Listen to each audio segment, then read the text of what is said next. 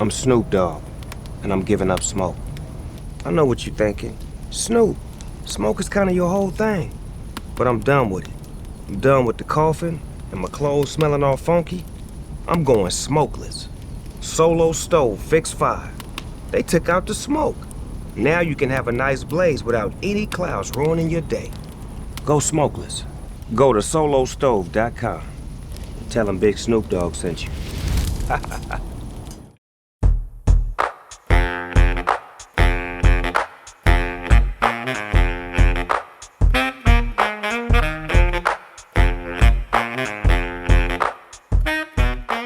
Welcome into the latest episode of the Show Before the Show podcast, and happy Thanksgiving. It is hopefully a safe and happy travel day or week for you, or if you're hosting some loved ones on Thanksgiving, be safe in cooking and doing all the things you need to do to get things ready for your friends and family.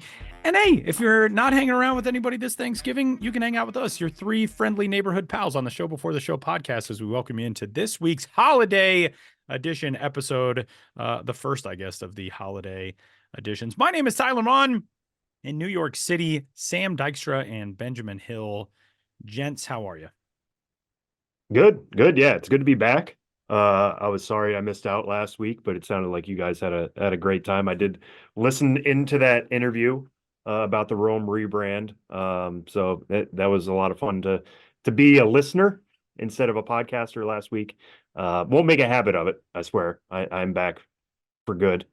But yeah, it was a good time out west. Happy to be back with you guys.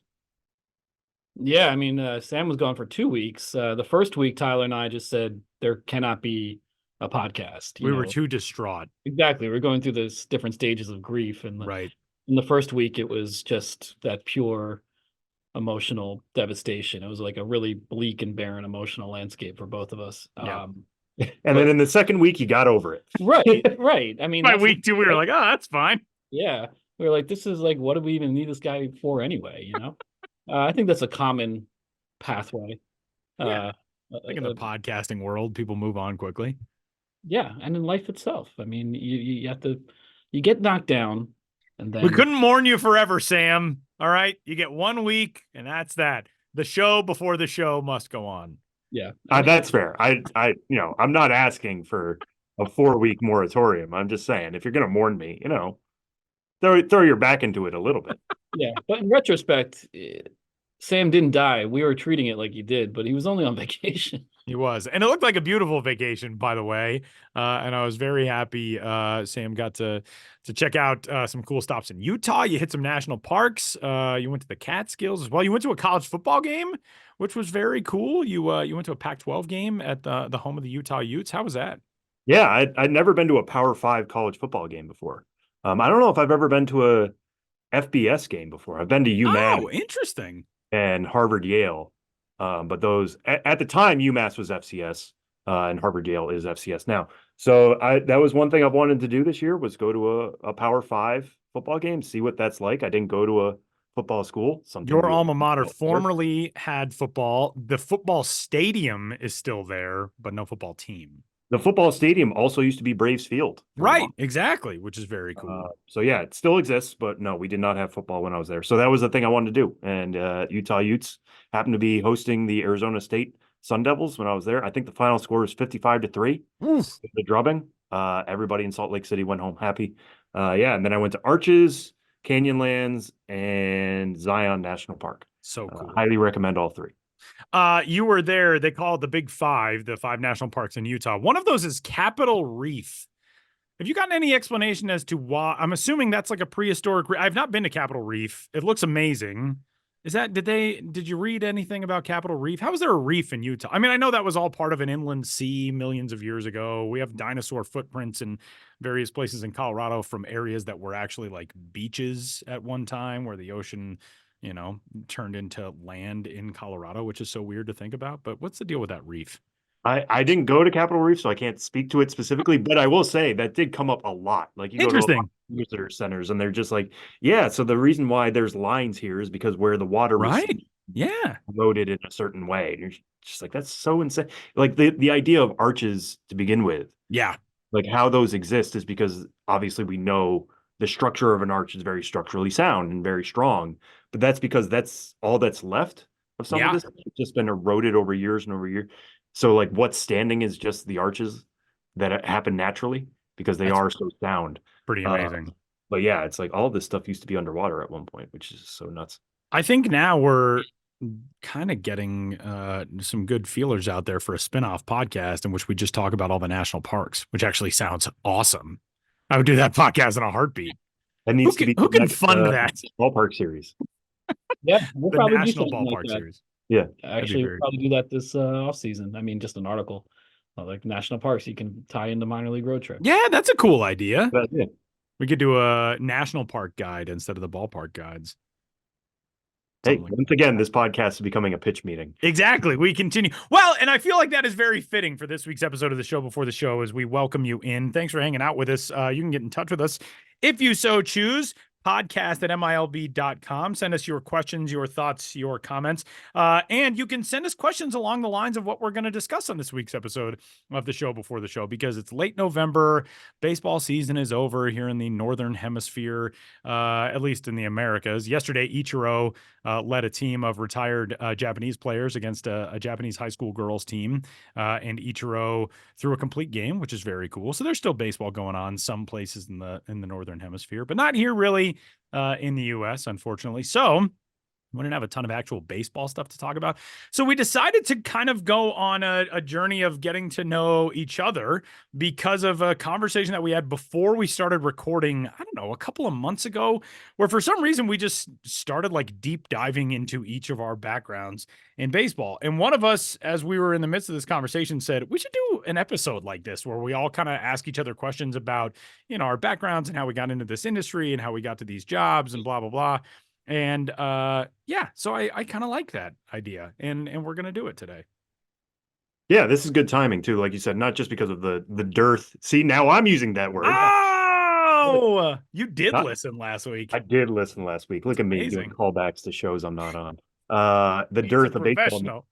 but also just like I envisioned this episode, like you said earlier, Tyler, like being something people are taking with them on their travels. Yeah, It's just a thing to chat about while you're stuck in traffic on I-95 for some of us, or whatever road is taking you home this week, or after Thanksgiving. This is something that can be evergreen. You can return to over Can the the weekend. title of this podcast be "The Roads That Take You Home"? Because that was a very cool line that you just spun, Sam. Writing it down as we speak. Yes, There we go. fantastic. And we've all found a home of sorts in baseball and in minor league baseball and in business coverage and prospect coverage and all that. And so that's what we're going to do on this week's episode. Here is the format. We have each come up with 3 questions for our co-hosts. So I've got 3 questions for Sam. I've got 3 questions for Ben. And we are going to ask them of each other. Now, they're not all specifically just career related. They might be baseball related. They might be a little bit life related. But we are going to each get a chance to ask our 3 questions of our coworkers. And we'll try to, not ramble too much, at least in my case. You guys actually give good, concise answers. I just talk nonstop. I'll do my best to not do that. But yeah, Sam is going to use his trusty random order generator, otherwise known as Google. No, it's random.org. In case they want to sponsor this. Yeah. I feel like you should just log into that. It should just be like a different photo every day. Like here's A different website. the Western Kentucky mascot eating a sandwich. And you're like, that's random. It says I'm viewing this form securely, so we Okay, good. on the up and up. The results cannot be compromised. Yep. So I put our names in alphabetically. Ben is watching me do this. I'm about to hit randomize. That'll determine our order today. This is good. This is very good oversight. This is like we could be running a polling station now. Like we have a poll worker, we have a poll observer. I'm proud of us here. Hey, if the Academy Awards wants to reach out to us to allow us to check their Moonlight, you guys just won Best Picture. Yeah, right. All right, I'm pressing the button. Here it goes. The list randomizer has come up with the following order. I will go first, Tyler will go second, and Okay. Ben will be third. Okay. I'm into it. STB. STB. We're also going in order of age. Throwing that out. Yeah. Oh, You're in the wait. middle, Tyler. What do you? I was going to say age before beauty, but then you would be dang it. That means you're the most beautiful. Dang it. Damn straight. I'm the middle and everything. That feels very accurate, actually. I'd just be mid, as the kids say. Okay, so STB, we are also going to go in order of those names for the questions. So for Sam, I'll ask my questions, then Ben. For me, Ben will ask his questions, then Sam. And then for Ben, it'll be Sam and then me. And let's kick it off, shall we? Yeah, it's a Sam Dykstra segment, everyone. Yeah. Let's start, Sam, with you can provide an overview before we get into the questions of just your career in a nutshell, how you got to be sitting next to me right now and talking to Tyler in Colorado over Zoom. Well, I left my desk about 15. No, so we'll call this the resume section. Boo! Establishing things. So as I mentioned, I went to a non-football school. That school was Boston University. I grew up in Western Massachusetts, Palmer, Mass, as Tyler loves to yell in an accent on occasion. All my friggin' mess. There it is. I had to wait. I had to give it an extra beat, so you thought I wasn't going to do it. Yeah. Palmer is about an hour and a half outside of Boston. So when I was looking at schools, I wanted to get into journalism. I wanted to be a writer, a sports writer. I actually thought it was way further away, by the way. I didn't realize you were only 90 minutes outside of Boston. Yeah, I mean, it could even be an Small hour 15, state. depending on who's driving and how traffic's going. So yeah, Boston was like a good distance away. It was close to home, but not too close. It was a step up for me as a city. You know, Palmer has 12,000 people, Boston a much bigger place. And the campus was right down practically incorporates Fenway Park, to be honest with you. It's not even down the street. It is like right there in Kenmore Square, going west down Commonwealth Avenue. I remember my dad, BU was my first campus visit. And my dad turned to me and we had this feeling of like going to Fenway. Like, this is just your college experience. And he said, I'm not supposed to say this, but this feels very you. I'm like, you know what? That's kind of true. So I did end up going to BU, was there for 3.5 years, studied journalism, graduated with a journalism degree from the College of Communication. And while I was there, I interned at weei.com, which is the sports radio talk station, their website, which at the time, it still is this way, but at the time was very heavily invested in writing its own stuff. This wasn't just covering what was on the radio. This was beat writers going to games, all 4 major sports, college sports in Boston. So I interned there twice, 2 different summers. Got to cover actual Red Sox games while I was there, which was a huge boon to my career.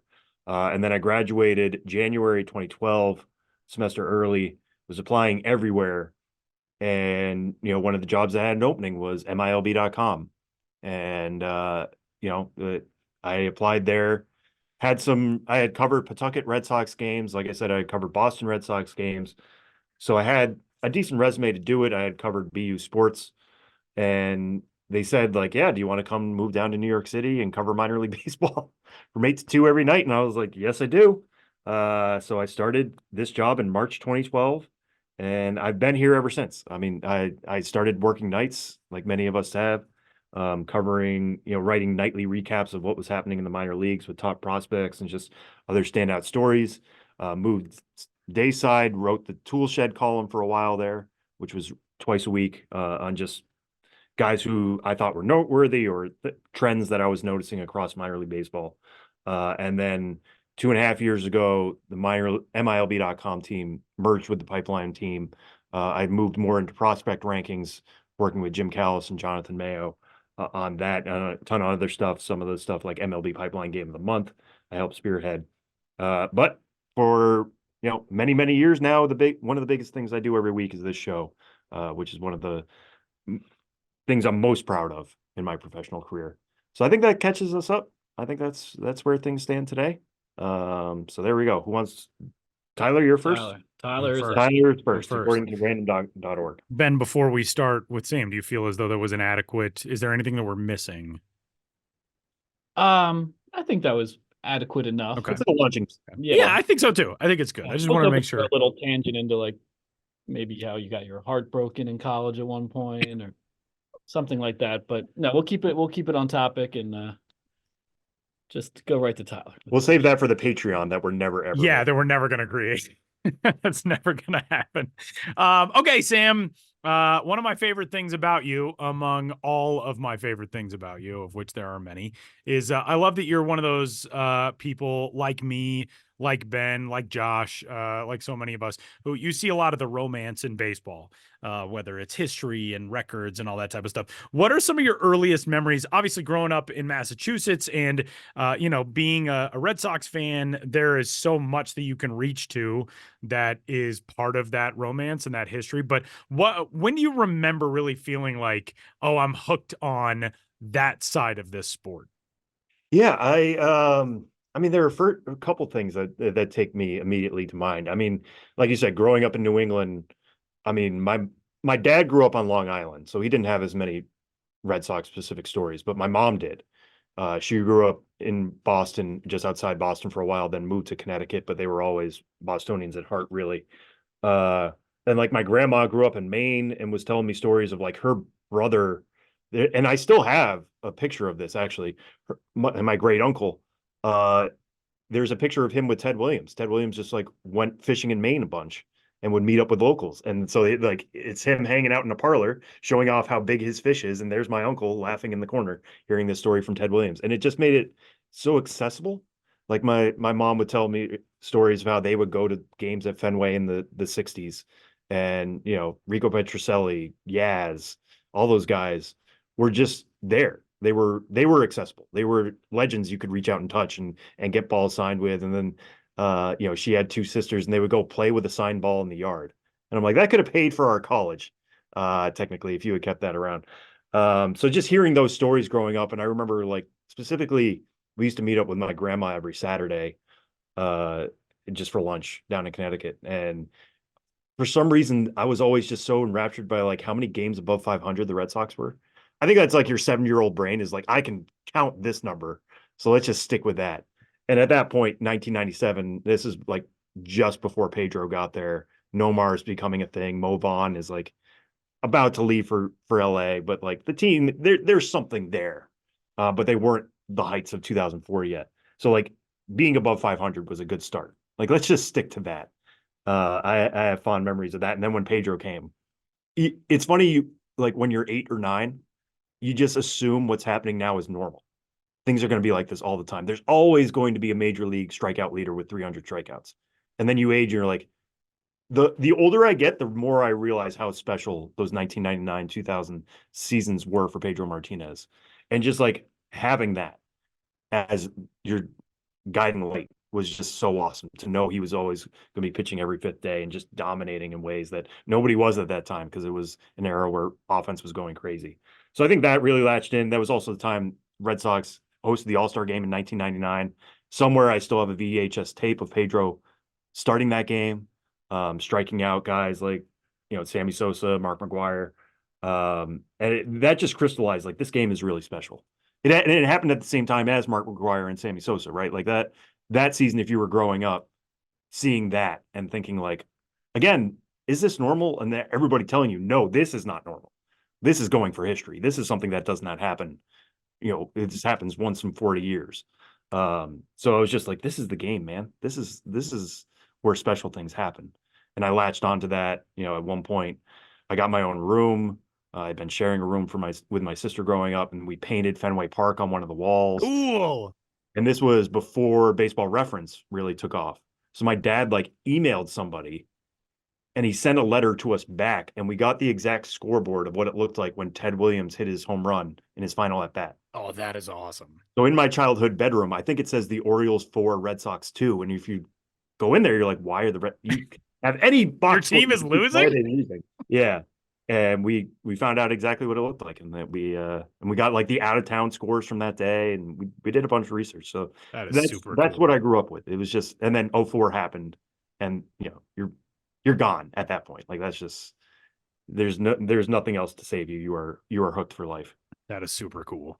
Okay, I want to ask you a question about the job side of things. You noted to us that you started in the overnight group, and you're doing news coverage and covering nightly recaps and breakout players from that night and all that. When did you start to make that move to the tool shed column, which was so much more prospect skills centric, prospect evaluation centric, and now where you are as one of the our prospect rankings gurus and all of that with Pipeline? When did that transformation start for you, and was that something that you kind of sought out and wanted to do, or did that come along unexpectedly that you turned into more of a prospect analyst? Yeah, that came along more organically, I would say. Somebody asked me this the other day. They were like, "Did you always want to get into scouting? Is that where you started?" And it's like, no, I always wanted to be a writer, which is what I brought up. I wanted to be a journalist. I wanted to Yeah. tell stories, and that's one of the things I loved about what we did when I first started here. Was it was not just recaps. It was not so and so went 2 for 4 with 2 homers. It was like, hey, find the story here. Like, find the trend, find what makes this interesting beyond just the headline of a guy hitting 2 homers. And we were doing 2 of those a night, and you're covering it coast to coast. It was always keeping you on your toes and always having to search out for those stories in quick time. So an opportunity came to me where I was offered, you can move dayside, which, makes for a little saner work-life balance. So I jumped on it. But there weren't that many minor league games happening there. So how are you going to fill your time? What are you going to be doing for us? A lot of it was writing breaking news. If a trade happened, I was the guy who wrote it. So there's that side of it where you're breaking things down very quickly. But there was also the opportunity to start something new, and Toolshed ended up being that. And that was a little bit more of a long-term project. Like, there was a more time to study the game and study trends and what stands out to me, or what is going on in news right now, not just, hey, this thing came in, get it back to us very quickly. And in doing that, it allows you to study the game. It allows you to watch guys hit, and it allows you to ask them questions. The one great thing about the minor leagues is how accessible these guys are. They're not being hounded with interviews all the time. So getting somebody on the horn and talking to them for 15 minutes about why are you throwing a curveball instead of a slider now was huge for me. So then when we merged groups, Pipeline and MILB, I had this resume and this whole portfolio now of, like, I've talked to guys about this stuff for years now. Writing prospect reports is a different animal. It's not as much find the featurey storyline stuff. It's just, what is the meat and potatoes? What is this guy good at? What is he bad at?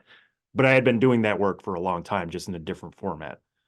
So I won't say it was a seamless transition. It's a different walk of life, a different way of going about things, but it's progressed organically, which is, what I was saying there at the beginning. All right, my last question for you. Baseball brings so many different people into our lives.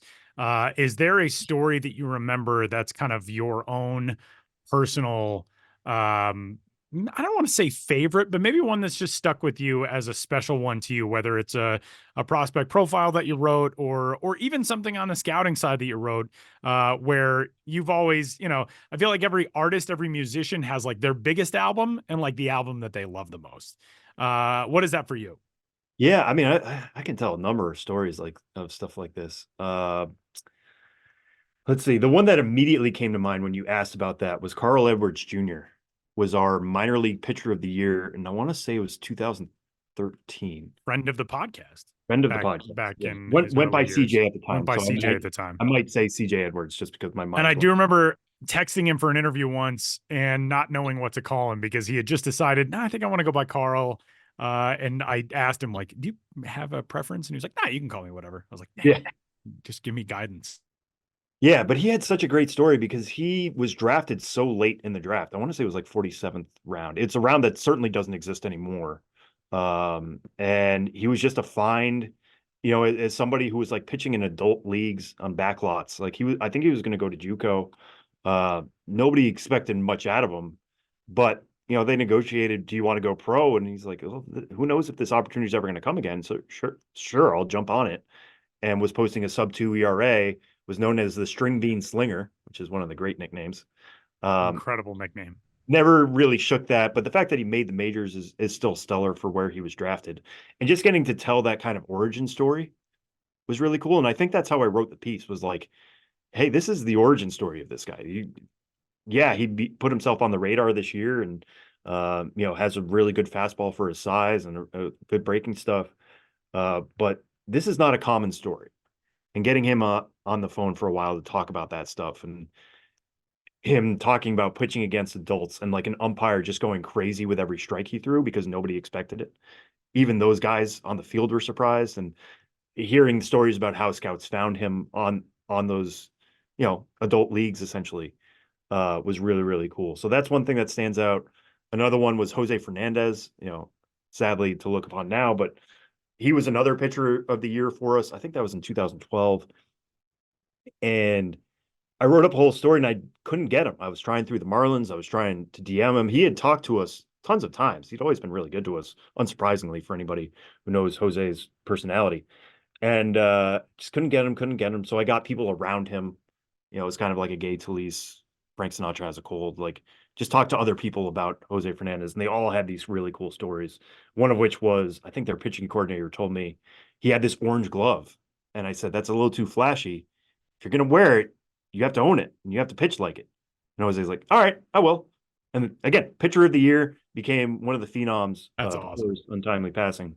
But so I wrote that story. A few weeks later, I get a call from him. He's like, hey, sorry, I was in the Dominican Republic. I hadn't seen your message until now. What's up? I was like, oh, hey, Jose, you won an award. It's already been announced. We already wrote the story, but like, how are you doing? He's like, oh, really? What? This is awesome. And seeing who he became, and again, just the star he was, for him to be just be like, yeah, let me call this guy back and just see what's up. So we talked for 20 minutes just about general stuff, what he was doing to prep for I never used it for anything. But you know, again, that speaks to the accessibility of guys in the minor leagues and what makes a lot of this so much fun. And I go back to a lot of the podcast interviews we've done over the years, which were similar stuff. I mean, Blake Snell just won a Cy Young Award. He was definitely a friend of the show and a friend of the site. It was always great at talking to us and giving us information and giving us good quotes. And, you know, like Tyler Stevenson talking to us during the pandemic and Josh Young talking to us during the pandemic twice because it didn't work out the first time with the recording. You know, you stay in this job long enough and you're going to have stories on basically anybody who goes to who's in a baseball game. I have friends who come with me and they're just like, what do you know about this guy? And I'm like, oh yeah, he did. It's not always just tools. It's like, what other stories do you have? And I love that part. I like it. Those are my three. Ben, you're up. Sam Dykstra. Ben gathering his materials like a prosecutor, by the way. I turned Sam over for cross-examination. This is making me more nervous. When I was like, oh, I'm going first. Okay. And then it was like, oh no, I'm going first. Well, you've talked quite a bit about your career so far, its evolution, that kind of thing. And this is on one level a very basic question, but you've been doing this a long time now. It's what you wanted to do right out of college, and you're still doing it. You're still a pretty young man. You've got what I would consider to be a diverse skill set. You know, sometimes I make fun of you because you seem like you have everything in order and all these little things you know how to do that I don't know how to do. So it seems like you got your wits about you. So, okay, given all the question here, given all those traits of your character, where do you see yourself in this career in, let's say, like 20 years? Oh, geez. Based on how it's evolved so far. I hate when people ask me this kind of thing, and it is kind of a basic question. But given that you have a broad range of experience, you're a likable and earnest guy. You're already at this point now. Yeah, what is 20 years? 50-something Sam Dykstra. What is he doing? That's a good question. I mean, the good thing about baseball is that baseball is not going anywhere. So it's like easy to say like this industry will exist. Now, what technology are we going to be using in 20 years to tell these stories? I don't know. That I cannot predict. My boilerplate answer to this, whenever it's asked of me, is just I want to be somewhere in 20 years where somebody sees my name on a story or whatever we're calling it at that point, piece of content, even though I hate the word content, sees my name on something and is like, all right, I can trust this. That's all I want. It's just like I'm trying to provide people with information, trying to make them better understand the game in some way, especially what we do now. And it's always been this way, but like I love going to minor league games and somebody's batting and knowing somebody read something that I wrote to know the scouting report ahead of time. Like that's where I want to be in 20 years is still in that place where somebody sees my byline and is like, okay, I can trust this, or seeks it out even. I don't know, I'm not going to sit here and say that's where I am now, but like, I just want to have that trustworthy status. And I think the more reps you get, the more you build up with this kind of stuff.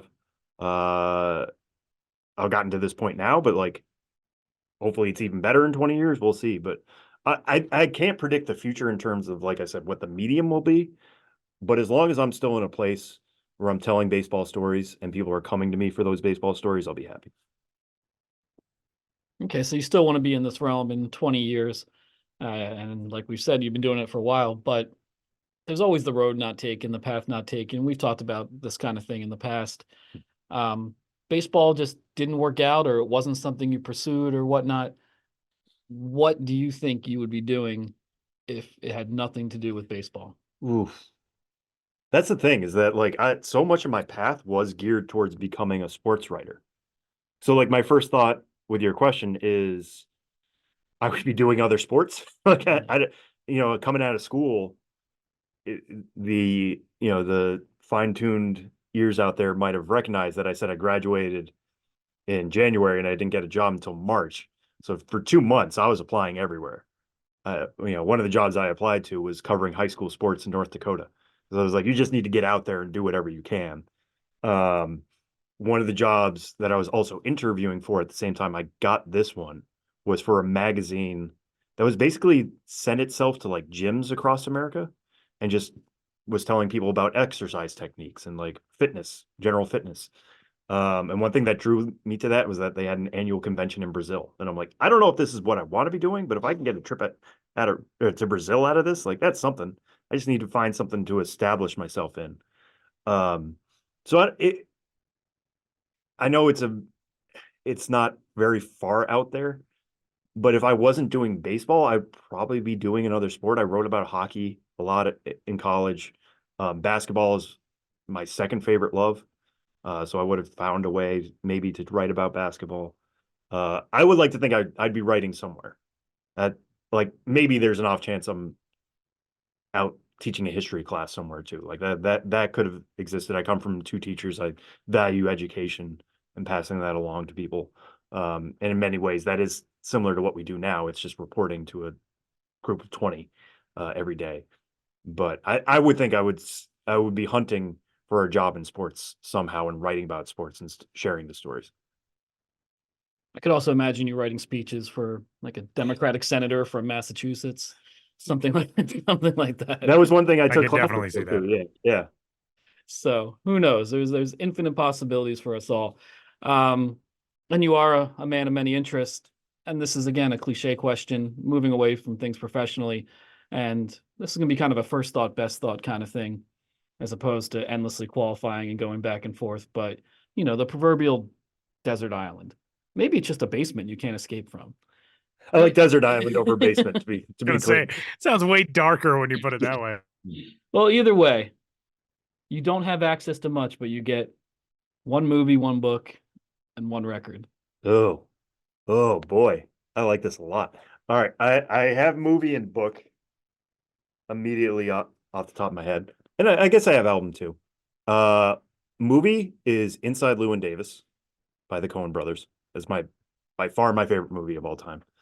It hit me at a right time in moving to New York, telling the story of the folk scene in the village. Oscar Isaac is terrific in it. The music is great. I have the soundtrack, the CD in my car still to this day. Like in case my phone craps out, I have the CD at least, and I can be driving around to that. I know every word to that album. I sought out that album on vinyl for years to the point where it was a joke with some of my friends, and I finally got it in 2020 because I was like, this is going to become my thing. So that's my favorite movie. That's the movie I would bring. I could watch that all the time. Book, East of Eden by Steinbeck. It would either be that or Grapes of Wrath. Grapes of Wrath was what I wrote my college essay about, actually. But East of Eden is so rich in terms of the story it's telling. It's a long story. It has great characters. It's stealing a lot. I don't want to say stealing, but it's borrowing a lot from the Bible. I'm sure every time I read that, there's something else you're going to find, some other corollary. So East of Eden would be my book because it's a big one that would take some time. And then album, again, to play into sports writer stereotype, Born to Run by Bruce Springsteen. I listen to that thing all the time. And like, I saw Bruce this summer. I read his book this summer to prepare for the concert. It's so deep. It's so great. you realize the bangers that feel like they're cliche. Again, you find something new in them. If you really want to listen to, if you want to just coast listening to Born to Run, that's fine. You can totally do that. If you want to get deep into it, you can do that. It would get the right mix for me on a desert island. Sam Dykstra, everyone. Sam Dykstra. I Please like hold that. the applause till the end. Yeah, I hope people learn something about me, I guess, through that. I will say one thing about Bruce, because that is like a sports writer thing. Like, oh, every sports writer loves. I do. I'm like, I don't really have strong feelings one way or another about Bruce's music. I think it's perfectly fine. I do really admire him as a person, but he is one of those artists that I'm like, oh, I sort of wish that I was alive when he was coming onto the scene, because you put it very well. You listen to some of those songs, you think like, oh, they're so cliche, but it's because like they came out before you were born. So you've been hearing them as a backdrop to your life for your entire life. You don't know what it feels like to have heard that in 1980, whatever, when it came out for the first time. There are so many bands in human history that I feel that way about. Like the Beatles are that way to me too, where it's like you hear a Beatles song now and it's like, oh yeah, it's a Beatles song. But to hear it in a stage when it was revolutionary, I think would have been very cool. Yeah, I can only imagine hearing Jungle Land for the first time and just being like, oh, this song keeps going and it's just building and building and building and building. Yeah, it's funny what becomes cliche. And you think about like what's going to be cliche now that we're hearing for the first time or seeing for the first time, and you know where things will stand 30 years down the road or 50 years down the road, to return to Ben's question. Some places promise you a change of scenery. Others show you the world in a whole new light. Take Isla Mirada. Between the brilliant sunsets, azure skies, warm, clear water, and endless activities, including legendary sport fishing and diving, Isla Mirada will take you places you've never been before, in more ways than one. For more about Isla Mirada, visit flakeys.com/Isla Mirada. All right, so Tyler, you're up next. So I will start with the questions this time. The shoe's on the other foot. But give him first a Yeah, Tyler, you got to remark. Yes, Opening remark. yeah. An opening statement for the jury. Okay, well, I am Tyler. I'm the friendly producer of this podcast from week to week. I born and raised Denver, Colorado in the pre-Major League era here. When I was born, we only had 2 Major League franchises in this city, in the Broncos and Nuggets. Now we have 4, 5 if you count the MLS franchise, the Colorado Rapids. So this city, this area has grown a ton in my life. Born and raised here. I left for college. My freshman year, I went to Washington State University, small town outside of the university. And, I was 18 and homesick. And so I transferred a little bit closer to home. I went to the University of Nebraska in Lincoln, which is about a 6.5, 7-hour drive from here, which is funny because I know on the East Coast, that's close to home for you road trip wise, but that is like a manageable road trip. There's also not a lot between here and there. So the drive goes quickly, but graduated from there. It's funny, Sam, to hear you talk about when you graduated school and you were just applying for any and every job for a while. Cause I did the same thing, and I applied for a job and I will never forget this, a play-by-play, like a high school athletics play-by-play and radio job in Anacortes, Washington. There's like a tiny town in Washington State. I remember applying for a broadcasting job with the Salem Kaiser Volcanoes when they were still around. Sort of the same deal. I graduated in May of 2007. I didn't get my first job until November. Because I was a slacker. I did like a backpacking trip in Europe, and then I just bummed around going to Rockies games during the only good season in franchise history, which was fun. It was a good time to be an unemployed college graduate. But first job out of college was working for a sports radio station here. Play-by-play broadcasting has always been my goal.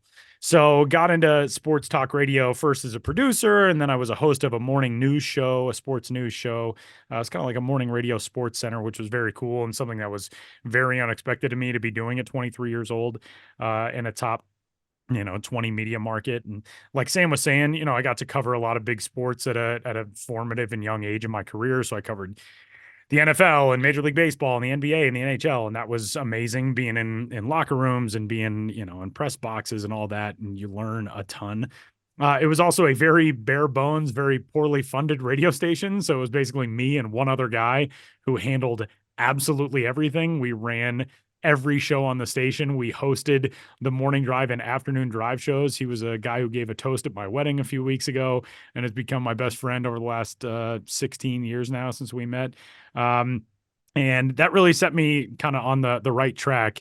And it gave me a good resume to apply for my first play-by-play job, which I landed in 2009 as the then assistant radio voice of the Myrtle Beach Pelicans, who were the high A affiliate for Atlanta that year. I was brought back the following season as the lead radio guy.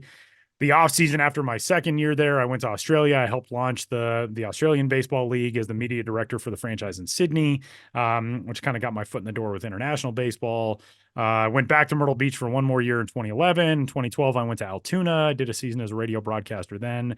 The minor league radio guy life is exhausting, and I was in a relationship at the time and ended up moving back to Denver at the end of 2012. The relationship didn't work, but I'm kind of grateful for it because it put me in a position where, I got some cool stuff that's come out of it. I've been doing international baseball stuff since 2015 now. I do University of Denver athletics. Yeah, I think that. Oh, and this job, this job would be a good one to note. So after moving back home in 2012, I worked at another radio station as a producer for 2013, and it really was just not the work that I wanted to do. So our good friend, the three of us, Dan Marinas, Dan and I had known each other for a while. He helped us convert our website over when I was with the Pelicans to being an official minor league site. And when I was with the Australian League, he was our liaison between the ABL and MLB Advanced Media at that time. And Dan, when the job came open that I ended up landing with MILB, he texted me about it and was like, hey, I feel like you'd be a really good fit for this if it's something you would be interested in. So essentially I applied for and got the same job that Sam started with, covering, news stuff overnight, and just kind of evolved from there. In 2015, we established this podcast, and that's been one of the really cool things, especially hearing from everybody who's listened over the years.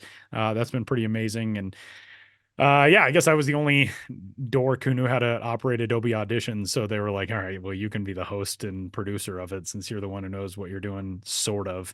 And 8 years later, here we are. I'm not on the writing side anymore. I thankfully, over the last couple of years, have had enough of the broadcasting stuff come along. It's always been my dream to just do that full time. And I feel very lucky to be in that position. But I still get to do this podcast with you guys every week. And that's still very awesome for me. Yeah, give yourself more credit. The idea of like the only person who knew how to do Adobe Audition. You also just laid out how you have years of broadcasting experience for crying out loud. Again, it's like it's because I got Tyler talks too much in class on every report card growing up, and I was just like, well, what if I try to make that into a job? So well, here we are. Yeah, so that actually dovetails pretty well into my first question, which is who or what? It could be either one. It could be an event. It could be a person. Whatever made you realize that broadcasting was a potential career path you could actually follow? Because I feel like a lot of people, myself included, like I thought growing up, oh, it would be great to talk about baseball all the time, but it's like it's difficult to do, to be the one who is carrying the game. So was there a specific event or somebody in your life who was just like, no, you really can do this, keep pushing for it? You know what's funny? I recently I came across a memory that really is this memory, but I haven't thought about it in so long that I don't remember who it was who said this to me. But I had a project in school. I think it was in 6th grade, and it was a teacher named Tim James. Mr. James, if you are tuned in, I always liked you, man. I hope you're doing well somewhere. You're a good dude. And I remember doing a project. It was a book report essentially. And I had read a book about sports, surprise, surprise. And as my creative idea for the project, I recorded a phony broadcast about the pivotal game in this book. And I remember getting the grade back, and it said great work, maybe a career path someday. And I was like, oh, yeah, that'd be kind of cool. And realizing I'm 11 and I already have a dad bod and I'm not athletically talented. Probably not going to play a sport for a living. Why don't I try doing something like this? And yeah, I think that was what hooked me, was the going from, pretending to be broadcasting games on Nintendo or Super Nintendo or Sega Genesis or whatever to oh yeah, people do this and they get paid for it. That might be a cool thing that I should check out. And from then on, that was the only thing that I ever really wanted to do. All right. Well, that actually borrows from what my second question was going to be, which is, were you someone who would have running commentary when watching sports as a teen, or did that come later? Because like I will do this. I did this growing up too. Like I would sit at home and be like, "Oh, you should bounce a curveball here," and then the announcer would say it right after. My parents would look at me like, "What are you doing?" Oh yeah. Were you somebody who was doing that when you were like 5, watching a Nuggets game on TV, or is that something like even in high school you were like, I need to practice this now and sit in front of a recorder or something? Oh no, it weirdly did come along. My parents will tell stories about like we used to have Super Bowl parties when I was a kid. The Broncos went to, 3 Super Bowls in 4 years and got absolutely shellacked in all of them. But we would have Super Bowl parties at our house when I was a kid, and I guess I would just like wander around at like 4 or 5 years old, just like rattling off random stats to my parents' friends. And they were like, "Who is this? What is this kid doing?" But yeah, that was always the way I watched sports, was like I wanted to be involved in it. I didn't want to be just a spectator of it. And yeah, really for me, it was calling video games. Like I would I'd be playing Bill Walsh college football on Sega Genesis, and I would be broadcasting the games while I was playing them. And my dad still has a tape recorder in which a friend of mine named Brian Stauffer, Brian and I are calling a game on Tecmo Super Bowl, and this must be like 1990, 1991. And we're calling a game together on Tecmo Super Bowl, and I was like 5 years old. So I guess it's just something, I feel very lucky that it's something that I've always known that I really wanted to do, but it was almost never consciously a thing that I thought about. It was just like a part of me from when I started being interested in sports. So it's weird to not have like a moment that I can point to and be like, that's when I really got interested in it. I was always interested in it. There was a moment when I realized like, oh, maybe I can do this for work. But yeah, it was always there even before that moment. All right. So these last 2 questions have looked in the past. I want to look a little bit in the future now. Been good enough at your job to call World Baseball Classic games, and like you said, a lot of international baseball and college hockey for a very good program there in Denver. But when you look forward to what your career will be, what do you want your signature moment to be? Whoa. Man, that is a great question. I right now, I think my signature moment is a call that I had in the World Baseball Classic in March, which was a home run for Yu Chang for Chinese Taipei. And it was a big momentum swinging home run. And there was a big story that had gone on with him. Initially, he wasn't going to play in the World Baseball Classic. He's right now the best Taiwanese position player on the affiliated side in the States. And it was a huge controversy. He was visited, I think, by the country's president or prime minister or something the day after he said that he wasn't going to play in the World Baseball Classic, and they essentially talked him into it. So there's this massive story nationally in Taiwan. And I called this big home run for him against the Netherlands. And I have a friend, Adam Wong, who's a pretty prominent baseball journalist in Taiwan, who texted me the next day and said, "Your voice is forever part of our national memory now." And that's the coolest thing any human being has ever said to me. And that having that as a signature moment of my career is pretty damn cool. I don't know in the future what I want it to be. I think in my pursuit of this career, I've always thought like I want to be a team's guy. I want to be a fan base's guy. I want to be the soundtrack to people's summer barbecues, or to, I want to be a person who's lucky enough to be wearing a jacket in the TV or radio booth in October because you're calling playoff games. I want to have a fan base that identifies with my voice.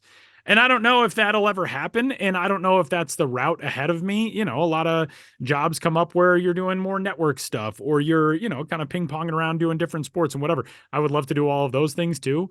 But to have that identification where you share a team and you share the highs and lows with people, that's what I love about sports. And so I think that'd be pretty dang cool. If it was 14-year-old Tyler, I would say like, oh, I want to call the Colorado Rockies winning a World Series. But now I'm realistic. And so some things don't come to fruition in life. And, but no, I mean, I think, yeah, being a teams person is, for all of you out there who are a teams person, you got something very cool going on and you should be really proud of it. I don't know if that answered it, but that's what I'm sticking good. with. Yeah, I like it. Yeah, and Sam's couple of Sam's questions were not the same as mine necessarily, but had enough overlap. I've kind of quickly trying to scramble a little and have some new topics. But you just talked about your signature moment, Tyler. But then there's also the inverse of that, especially in a profession like broadcasting, where you always have an audience and it's public facing, and your mistakes or embarrassing moments aren't just going to be for you to internalize alone, but knowing like, oh, how many other people heard that? What is an example of something you said on air, or just a segment that did not go well, or just one of your most cringiest or just flat out embarrassing moments on the air where it was just like, I can't believe this is happening right now? Oh man. I've got so many. No, I actually feel like it's kind of good that I don't immediately have like, oh gosh, it was this moment at this time. I will say one moment that is kind of out of my control. It's not really something that I had a handle on, but in the 2018 U23 Baseball World Cup, I was in Barranquilla, Colombia.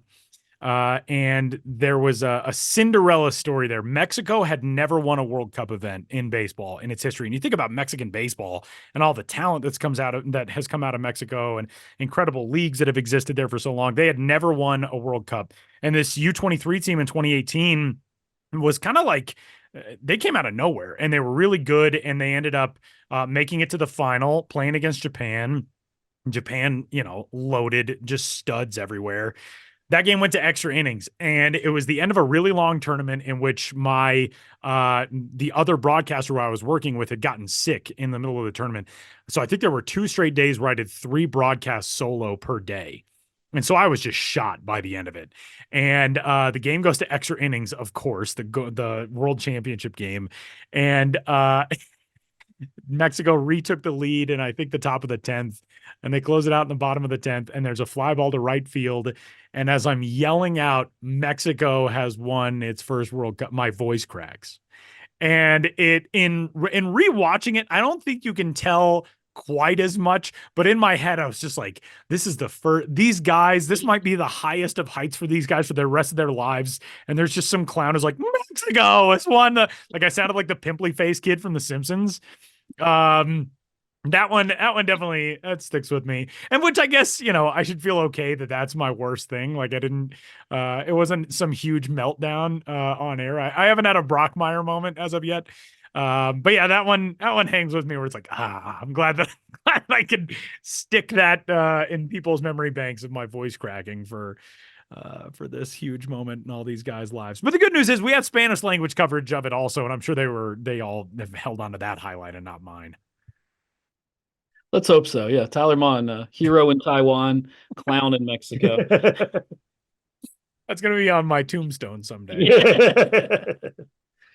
Well, Tyler, I think one thing that we have in common with our personalities is that we can often veer towards self-deprecation, if not outright self-loathing. There's a healthy amount of that kind of thing, and obviously an unhealthy amount. And then having a job like broadcasting where the camera's on you, the focus is on you for a lot of the time. You have to project expertise and confidence. Do you think you've gotten better as your career has gone along at sort of reconciling those parts of your personality, the self-loathing part and the confidence part? Is it compartmentalized? I mean, how do you deal with those like warring parts of yourself, which I think is a pretty common thing for a lot of people? That is a great question, and it's a question that I had on my list for you too. So we're probably going to go back to that. I do think that there's a lot more compartmentalization than probably is healthy. But I will say that I have gotten better at this stage of my career in being like, no, you got to give yourself some credit sometimes. Anybody who's listened to this podcast for any length of time probably knows that my hero is Conan O'Brien. And I think so much of my self-deprecation and self-loathing in life came from that guy being the formative influence on my comedic personality for all of my formative years in life. One thing that I've really loved about Conan having a podcast now is that he gets to go deeper into why, for example, he feels so much self-loathing and so much imposter syndrome and so much of, this is good. I keep faking them into thinking I can do this. I keep getting away with it. I haven't been found out yet. It is comforting to know that other people do feel that way. And there are a lot of things to be said about, stepping outside yourself and looking at what you've accomplished and thinking like, no, I think I do deserve some credit for this. One thing I will say is, the last calendar year or 14 months have been very transformative for me, because for so long you kind of think you're doing small potatoes things, and you're doing international baseball and all that, but it's smaller level competitions, and it's college basketball for a small major, and it's all those types of things. Doing the World Baseball Classic qualifiers last year and doing a job that was good enough that, the highest of high ups at MLB Network said, oh, let's have this guy do the main classic and do the opening round in Taiwan. That did kind of force me to think like, all right, well, I guess I can't be that terrible. To have people who really don't owe you anything validate your work by saying, yes, you were good enough for this. That was really cool. The weirdest thing, and the thing that I should never take too much happiness out of, is like the reaction online to the broadcast that Ryan Roland Smith and I did in Taiwan. I did not get a single point of negative feedback from strangers on the internet, which is very strange.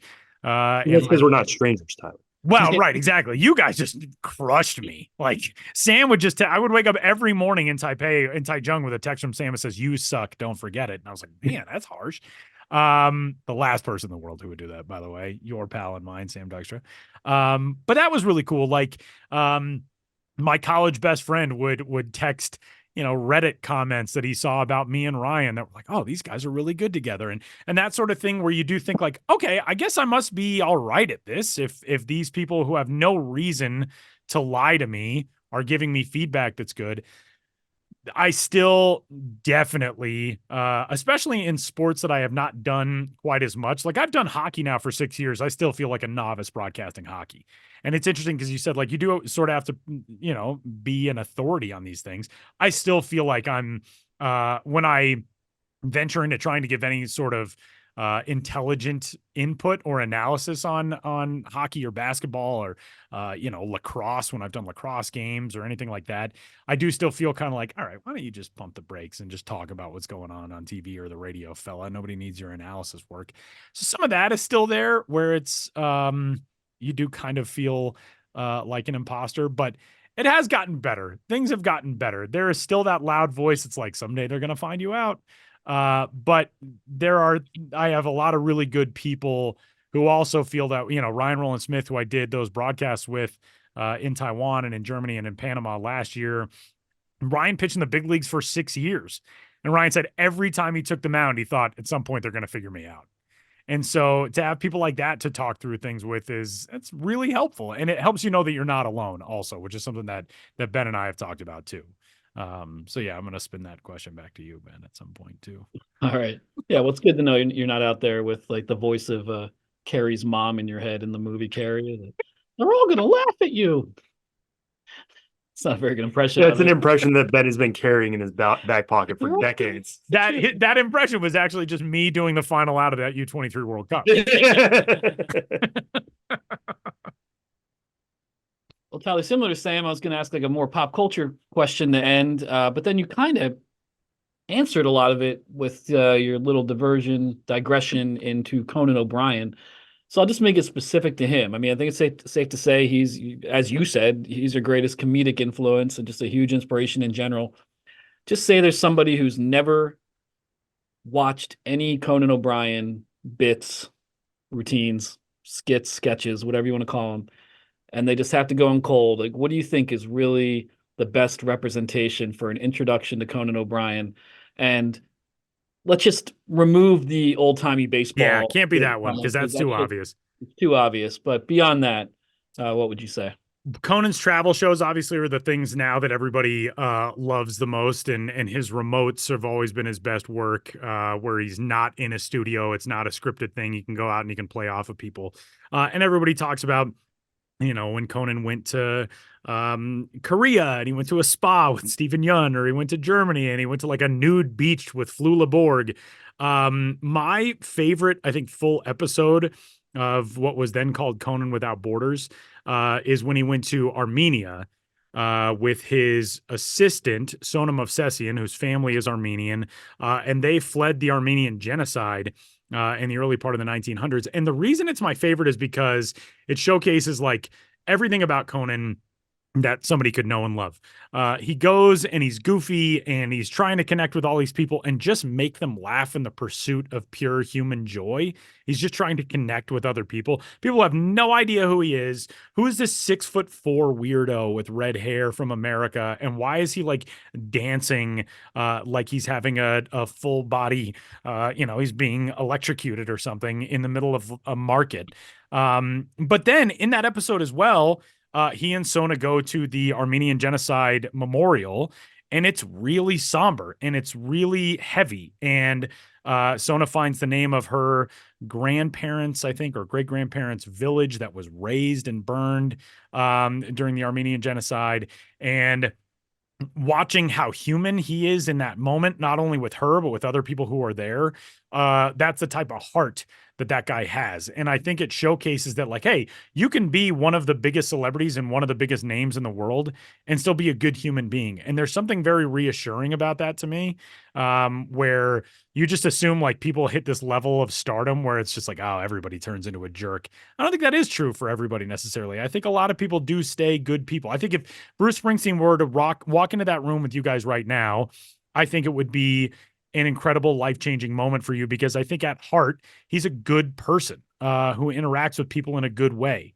The same obviously cannot be said for all celebrities. I would say the same can't be said for most all celebrities, but I think there are a lot of good people out there who you look at and think, oh yeah, that's a guy who I think would be a friendly dude if you met him.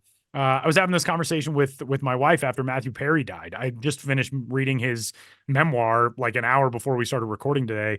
I said, like, the highest grade, the highest compliment that I could give a celebrity is saying, I think if you would have met him, he would have been a nice guy. And that's what I think about Matthew Perry. Like, I think he was probably a nice guy if you came across him.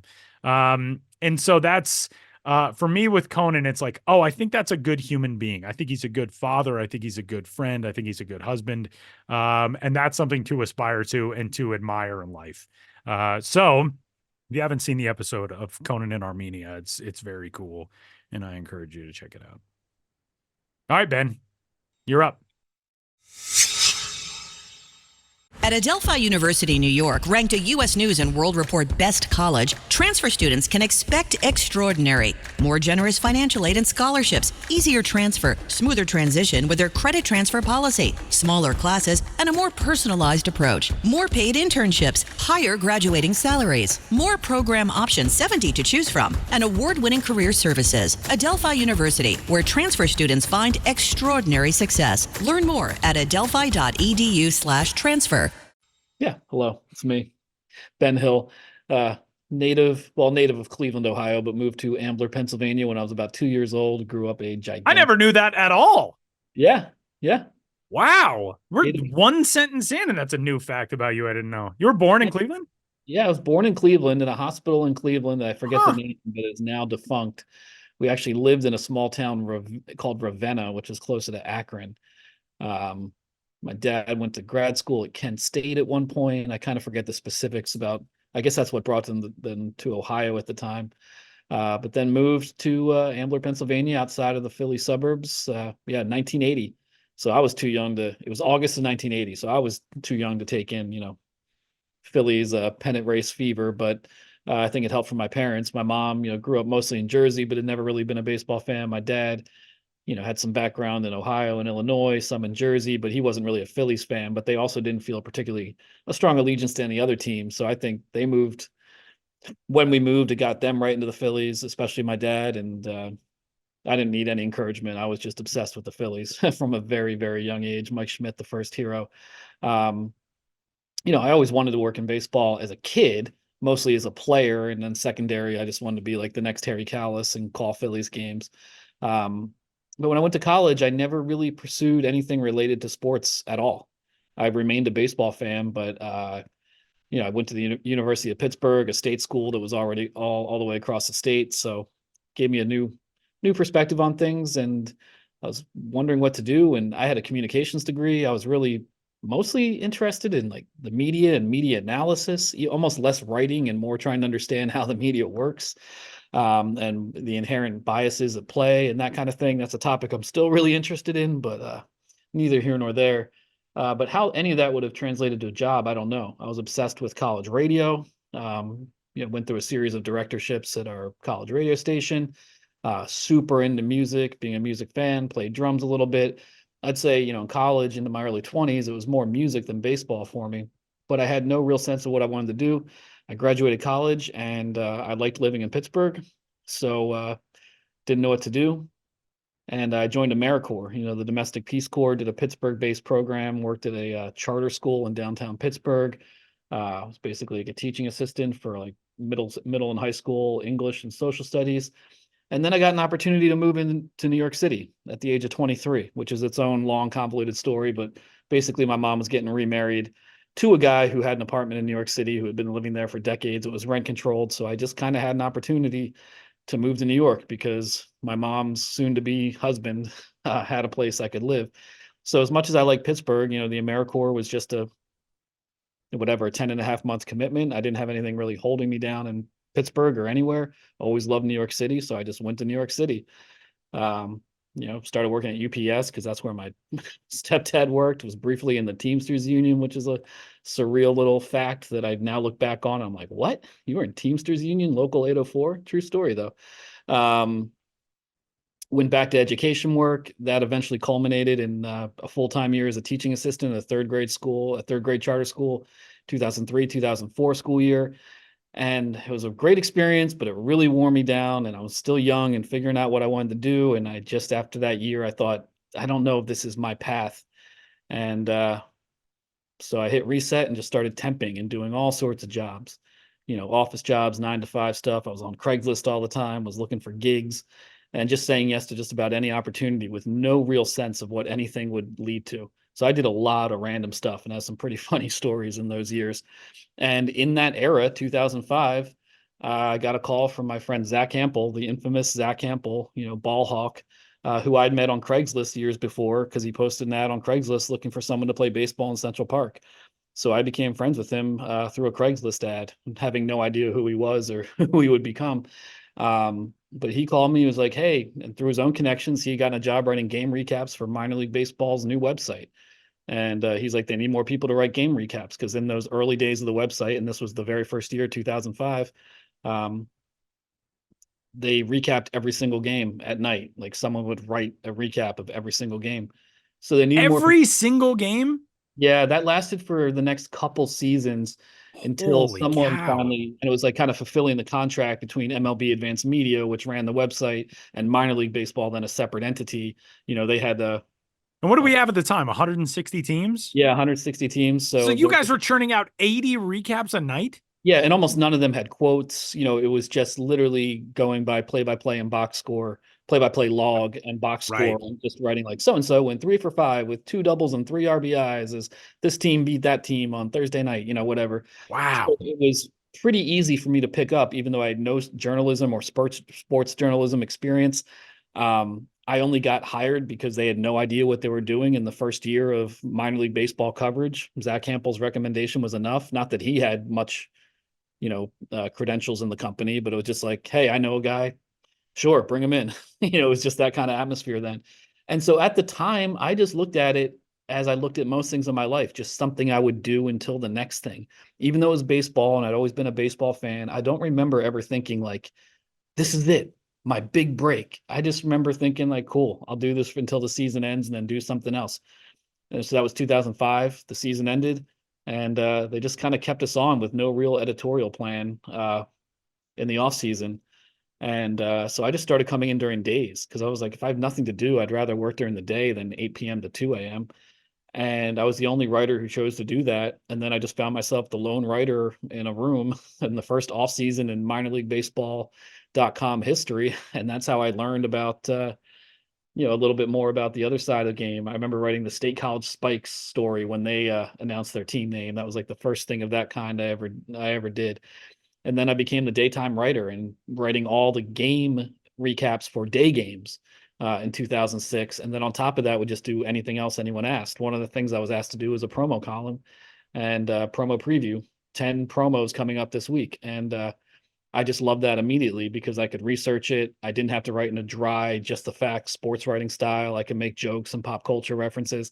And also, it just gave me a great appreciation for all the things that minor league teams are doing, especially back then. It was a little bit of a wider, wilder, weirder world in 2005, 6, 7, 8. And I just like kind of started to fall in love and get really into writing about that side of the industry. And then I started to get feedback from people who worked for the teams who loved the column and wanted to be included in it. Because unbeknownst to me, while I'm just making jokes, there had never been real-time coverage of what teams were doing on that end ever. There had never been a minor league baseball website. There had never been anything like that, that where teams could learn what other teams are doing in real time or close to real time throughout the season. So I started really focusing on that. Ben's Biz blog started just as a sort of offshoot of the promo preview column, just to say, here's what teams are doing. That's crazy. And became my little niche, my beat. Meanwhile, I'm still part-time. I was in a relationship, got married, got divorced, was doing sketch comedy for years and super into that.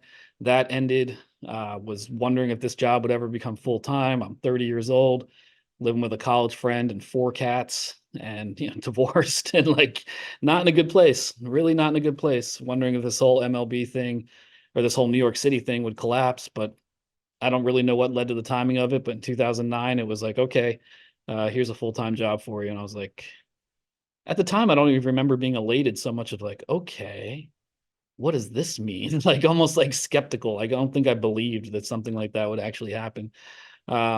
And then it was like, okay, I have a full-time job. This is, I guess, my career now. And that's when the traveling started.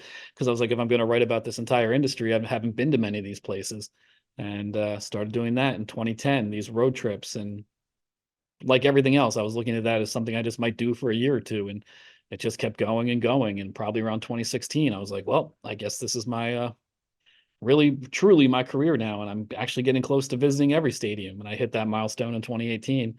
And which is really a career highlight, being able to end that season with a job which is part-time, writing game recaps in 2005 to visiting in a professional level every minor league baseball at the end of 2018. And since then, there have been some milestones, but a lot of change in my personal life and my professional life.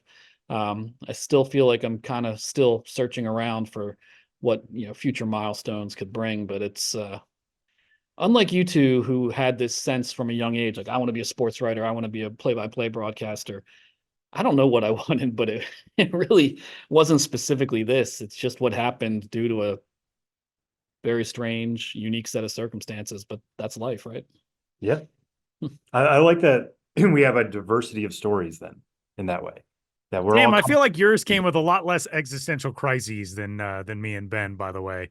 Like, I moved to New York and I got a job and everything's been great. And Ben and I are like, I stood at the end of a cliff. I wondered if it was time.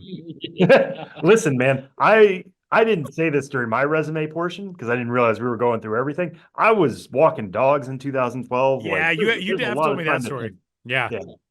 So yeah, my resume, it went a little longer than I thought, but once I started riffing, it just was no, like, it was good. Tyler, do I go first or do you go first here? I have no preference, so don't either. I'm going first. You went first No, I went first for you. Yeah, I don't care. You go first. You okay, look like I'll go first. ready. Okay. Yeah. All right, Ben. Since you are the most well-traveled among us as a minor league scribe and the man who has visited every minor league ballpark, this is such a basic and dumb question, but I'm going to spin it in a way that hopefully makes it unique and something you can pin down. I want your favorite memory from a road trip, but it doesn't have to be like, oh yeah, in 2011, I was interviewing this guy at this park and that was cool. It could be like, this was the record store that I wandered into in this town and I had an amazing interaction. Or I was driving down a highway in a rainstorm outside of Mobile and this happened and I felt really cool about life. What's like a memory from, especially if it dates back to some of those earlier trips when you were establishing the cult of Ben's Biz, of which I was a proud member in my MILB radio guy days. I want to hear a good one. That's a great question because there's so many of those little moments. I almost wish I had them written down. The stuff that's not really part of official coverage, but you're just in a certain restaurant or even just the wording on a certain billboard hits you the right way. And you're like, this is just amazing. I love soaking all this in. I remember my first trip to the Pacific Northwest in 2012, I want to say. I forget the exact route, but I had a day off, I think based on schedules, when I was going to end in Vancouver. And I guess I was in maybe the Portland area before that, Hillsboro. It's all a little vague with the exact itinerary. Um, but I wanted to go to Crater Lake because I've seen pictures and it's beautiful. I don't remember too much about it except it's just absolutely jaw dropping. It is like a lake that's in a massive crater. Um, so I was like, that'd be great. I'm gonna get up the next morning, and before I have to work my way to Vancouver or wherever, I'm gonna go to Crater Lake. So I'm just driving. I don't have any, reservation for a hotel room. I end up in a town called Klamath Falls. I think that's how you say it. Klamath Falls, Klamath. I think that's what it is. And I'm like, well, here's as good a place as any to sleep. And pull into this little like roadside motel. At the checkout desk, there's a little box of pocket schedules for the Klamath Falls Gems. And I pick it up and they have a game that night. And I say to the person working at the front desk, like, where's the stadium? And he just points across the street and he's just like, just across the street and just like right down that road. And I look behind me and I can see it with the lights on. And I was just like, this is beautiful. Like here I am in a town that I had no idea that I'd be even spending the night in. And I'm at a motel that is walking distance to a rustic stadium hosting a summer collegiate team. And that even though it's a quote unquote night off, I can go watch a baseball game and just sit there and take in small town American baseball.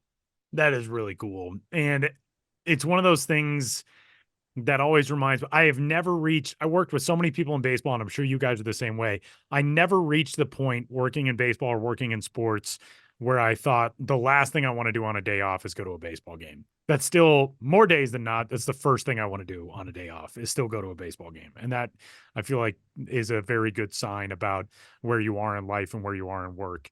All right, then now I have to ask you kind of the same question that you asked me. You and I have always connected on sort of our shared sense of self-deprecation / self-loathing. And I think also we're both stuck constantly by like just the concept of our own existence and how we fit into the world around us and our own worlds and what it all means and what happens after we die and all those things. I'm not going to ask you for what happens after we die. Although if you know, I would be very interested to hear. No, I do know. And trust me, you don't want But how have you learned how to balance that stuff too? Because for both of us, it seeps out in the podcast sometimes. And I know it's a thing that we've talked about a lot, in person and on the calls before we start recording and all that. How have you learned how to balance all of that with the reality?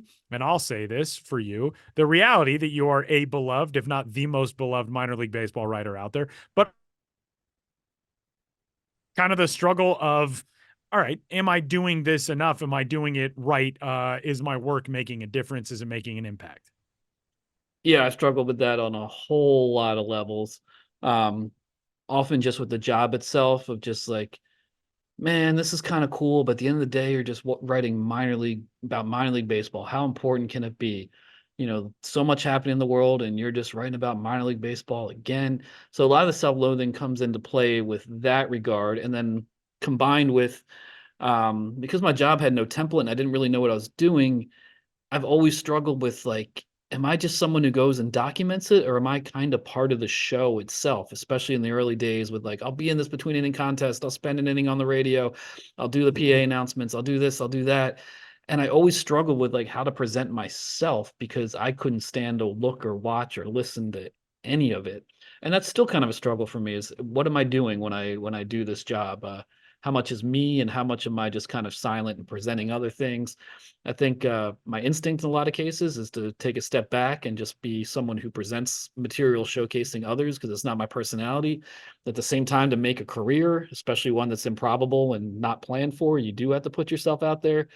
So for a lot of years, I just couldn't deal with the thought of myself out there in a lot of cases. And I, like you said, Tyler, imposter syndrome. And it always felt like, the jig is up. This will be the moment when this whole thing comes crashing down because it makes no sense that I do it anyway, and I don't deserve it. And I'm one of those people who looks back at the work I've done in the past, and 9 times out of 10, I think it sucks.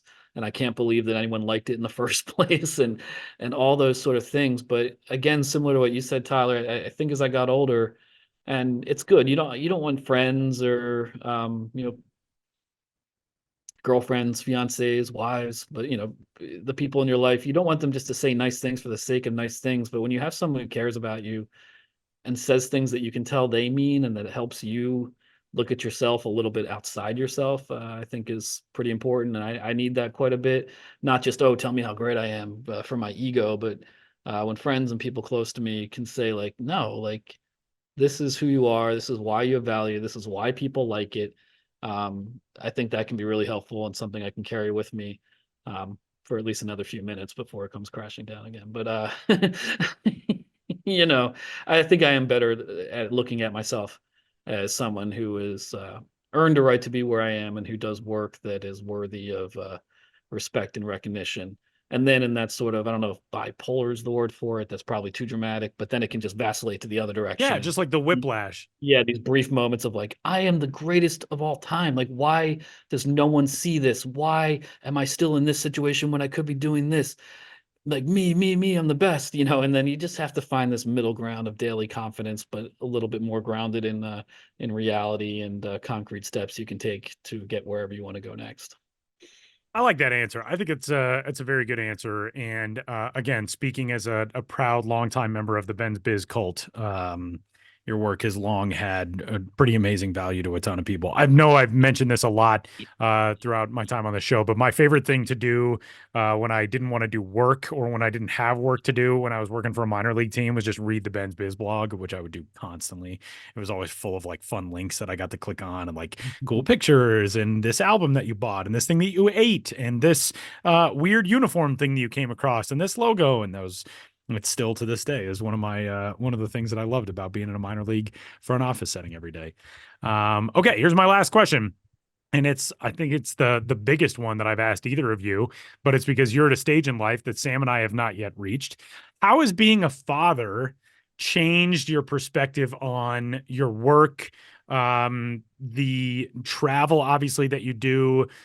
Harry's at home, you're on the road away from him. I would imagine it feels a whole lot different than what it was this time 5-10 years ago. Even I'm not a father, but I'm married now for almost 2 months. And I have found that my first couple basketball road trips of the year, I've thought like, I kind of want to be home with Beth. What's that been like for you? Yeah, a big change, obviously. And, for me, one of the benefits, even though it had some downfalls at the time, I was single when this job became full-time and single through the vast majority of the next decade. And it really did help me professionally because I could just go within budget and within reason, but I could go wherever I wanted, both professionally as well as just living in New York City as a single person. And I just had so much freedom to do basically whatever I wanted. And that led to some, bad behaviors and bad habits, but also that freedom allowed me to just spend as much time as I needed to making this whole Ben's Biz thing a thing. But also I found it hard to turn it off because there maybe wasn't quite enough going on in the rest of my life to just escape from it. So becoming a dad, Harry was born in February 2021, which was just a strange time in general with the MLB taking over the minor leagues and everyone's still coming out of COVID and everything. So there's just an adjustment for everyone at that period of time. But then for me, I quickly realized like with travel, I couldn't go to as many places as I used to go. Jill, my fiance, we will get married sometime in 2024. She needed help, raising the kid. And she made it clear from the beginning, look, I know who you are and what you do, and I know you're still going to need to do these road trips. But now I look at them as more, maybe 4 ballparks and 5 nights as opposed to 8 ballparks and 9 or 10 nights and that kind of thing. So it's reduced my travel schedule. And I think the greatest boon psychologically is that like when I leave work, I don't just like hang around till like 7:30 or 8, which was sometimes good because I could get everything I wanted done. But I leave work at a certain time because I need to go back and see Harry before he goes to sleep or maybe, do bedtime myself. And then when I go back and I'm in that world, I'm not really thinking of my job much anymore. And I like having a much more clear delineation between my professional and personal life, which has been so much easier to maintain with having something as all encompassing as a child. And it gets me out of my own head, which is helpful because it's good to think about yourself and what you need to do. But you hit a wall with that after a while where you're like, I've thought about all this too much. And what am I doing now except spinning my wheels, getting unreasonably angry or depressed or some combination thereof? It's nice to just have a hard out. I'm leaving the office now and I'm not going to think about work much until tomorrow. That That's is not super always cool. the case, but it's much more likely now than it used to be. That is really cool. All right, Ben. The floor is Sam's now. All right. My first one is going to kind of be like a technical writing question. Because Are you an Oxford comma fan? are you? Yeah.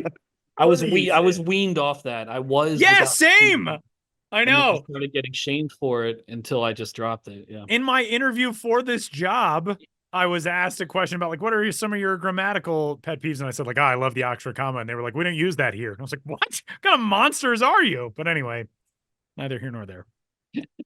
I'm with you. All right. Well, kind of not along those specific lines, but your style of writing has such a voice. Is that something that has just come naturally to you, or is that something where you're kind of bending the form to your will? Where you're like, listen, this is going to sound like something I want to read, or are you just writing and not even considering voice? That's an interesting question. I wanted to have a strong voice and a voice that sounds like mine because I'm me. But I think a lot of that can be attributed to what I was saying earlier about the evolution of my career. The fact that I had literally no writing credits whatsoever, credentials, no high school or college newspaper. I had no formal training in like journalism or producing anything. So I was, I don't know, self-taught, but like in a lot of ways, I always loved to write going back to being a kid, and I was better at writing than most things.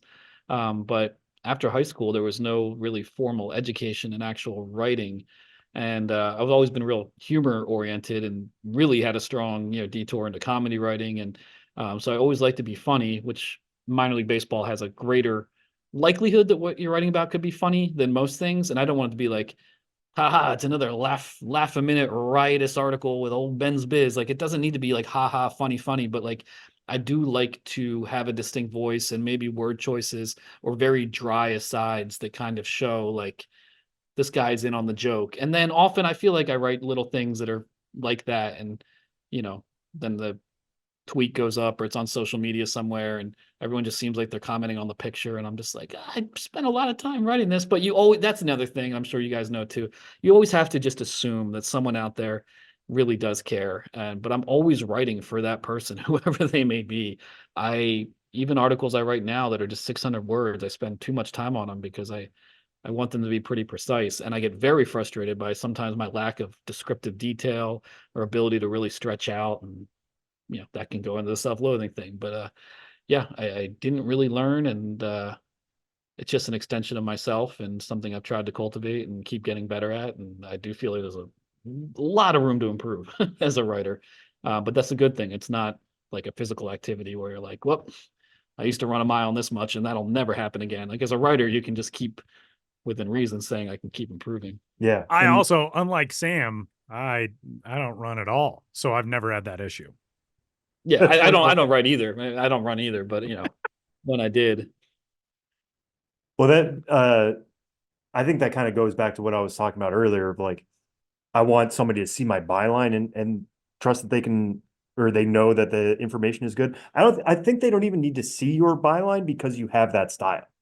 Like it is so singular and there is nobody else like you. I don't mean to say we should take your byline off stuff, but like Yeah, people know when they're reading a Ben's Biz piece and that they will be laughing along the way and they will be come away with something they didn't know either. So I think that's something really special that you do. This one is kind of coming at your job from the other point of view. If you were named the president or the GM of a minor league team tomorrow, what is the Ben's Biz stamp you would try to put on that team? Like, what's the first thing you would look into? What's the first thing you would change? That's an awesome question. I'm excited for this answer. Yeah. What would be the first thing that comes to mind of like, hey, this is what I want this team to be about? Yeah, I mean, without going real deep in the weeds of like, well, let's talk about this team. What is the ballpark situation? What staffing is there? There's so many things to consider. I thought about giving you a specific team, but Yeah. then that's just like beating down on that one team. Yeah. So there's so many variables. So wherever one would be a GM or running a franchise, obviously the to-do list would vary place by place. But if we're talking a larger thing that would carry over no matter what, putting aside as many variables as possible, obviously one of my biggest things would be, one, just as a staff, I would want to create an atmosphere like that. This is within reason. If we're talking affiliated team, it is more difficult to do, some of the crazier promotions that used to be done in the past. There's more oversight, by Major League Baseball with just how the games are run. So some things can't be done anymore, but I have been frustrated in recent years, especially. I think a lot of staff turnover in minor league baseball, post pandemic. That spirit that was so prevalent in minor league baseball when I first started writing about it, of just like, we're going to do something stupid just because it makes us laugh. And I know this is a business. You're in it to generate revenue, make money. So just like being stupid for stupid's sake isn't necessarily like, now we'll just sit back and watch the money roll in. But to me, it was always so important because it creates a staff cohesion, an atmosphere of creativity, and signals to everyone who works for the team, as well as everyone who follows it, that they're not going to just sit around and do the same thing every day. And I think that sometimes even the dumbest ideas can create seeds that leads to ideas that can really actually change a franchise around, or create money. I mean, an obvious example, is just the whole Bill Veeck and then Mike Veeck philosophy. But that's the kind of stamp that I'd want to put in on it that says, like, we're going to be really stupid. We're going to just do things for the sake of doing it. It's National Cockroach Day. Like, okay, we'll give away like pet cockroaches for like no reason at all. And so on and so forth. I mean, I don't know why that came to my mind out of everything, but just a throw it against the wall, see what sticks approach that harkens back more to what the industry was 20, 30 years ago, which I think is still more possible than most teams do at the moment. But I would want to be in the conversation immediately in terms of like a team that does the funniest, most creative promotions and have a whole organizational style and philosophy that flows from that. Yeah, that's the perfect way to set the tone Yeah. of the Ben's Biz presidency. All right, well, this one kind of harkens back to the question you asked me earlier. We're talking a lot about road trips. You have a lot of time between stops in some of these places. And one thing you always do is you stop in at a record store too. So I'm going to give this as two different types of questions. You can answer either one. What is the perfect album for a minor league road trip? Or what are 3 songs that would lead off a playlist for the perfect minor league road trip? Man, I mean, that is like those questions. It can go on forever. For me, broadly speaking, I think a lot of the perfect stuff for a minor league road trip is just like loud rock and roll or hip hop with more like stoner rock type stuff, like Fu Manchu and Nebula, going back to Sabbath, just for some more basic examples. I like heavy guitars loud and heavy drum beats loud in the car. A specific album, there's a great record store in Pittsburgh, Jerry's Records. It's amazing in Squirrel Hill. And the stuff there is cheap, and sometimes I would buy stuff just because it looked intriguing. And I bought a record one day by a guy named Harlan Howard, who's much better known as a country songwriter, not really as a singer, but this is one of his solo albums, and it was called To the Silent Majority with Love. And it was early 70s album, to the silent majority, to the more like, conservative working people who feel like their voices are not really heard in this time of more protests and revolution. And something about that set of songs and its contradictions and the things I agreed with and the things I didn't agree with, but still in really simple 2-minute like country format. I used to have at that time a record player that you could burn records onto CD. I burned Harlan Howard's To the Silent Majority with Love onto a CD and listened to it on every road trip for years and years and years, and would sing along like to every song in the car. And it sounds corny because it is, but I'd be like, like Uncle Sam, I'm a patriot, yes I am. And even though you make me mad as Cain, if you need me, Uncle, just call my name. I would just rock with this Harlan Howard record that I look up and almost no one else really has or knows. I mean, Willie Nelson did an album of Harlan Howard songs because he wrote a lot of like bangers, like in the Nashville Hit Factory, but like his vocal stuff or his solo stuff is not well known. But there's something about the spirit style and inherent contradictions telling an American story through this record that something. I'm the only guy probably blasting Harlan Howard's To the Silent Majority with love. Inherent contradictions telling a story of America. I mean, that's like Yeah. a lot of what minor league baseball is. It's a lot Yeah. of what career and coverage of minor league baseball has been.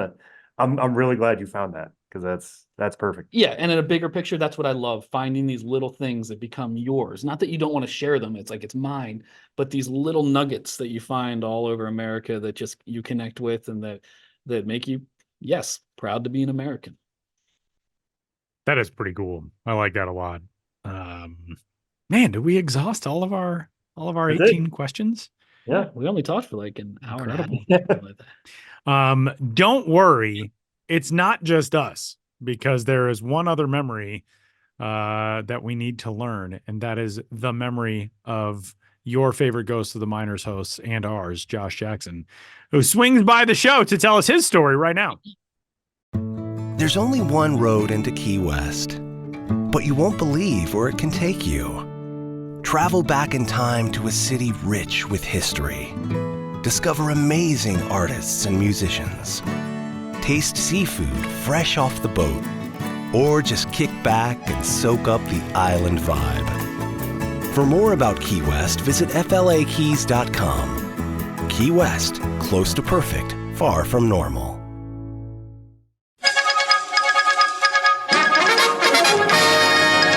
This is Josh Jackson, your host of Ghosts of the Miners. Seeing as none of the show before the show hosts has displayed any curiosity whatsoever about my life in or out of baseball, nor extended me the slightest courtesy as regards to anything, I thought I'd volunteer some key personal facts for all of you out there in Radio Land.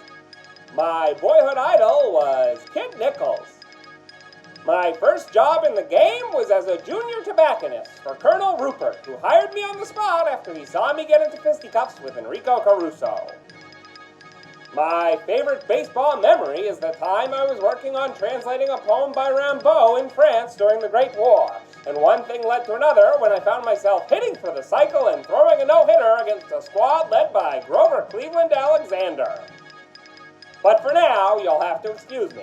Ben and Tyler and Sam are cooking Thanksgiving dinner, and I've got to put the arsenic in their apple pie.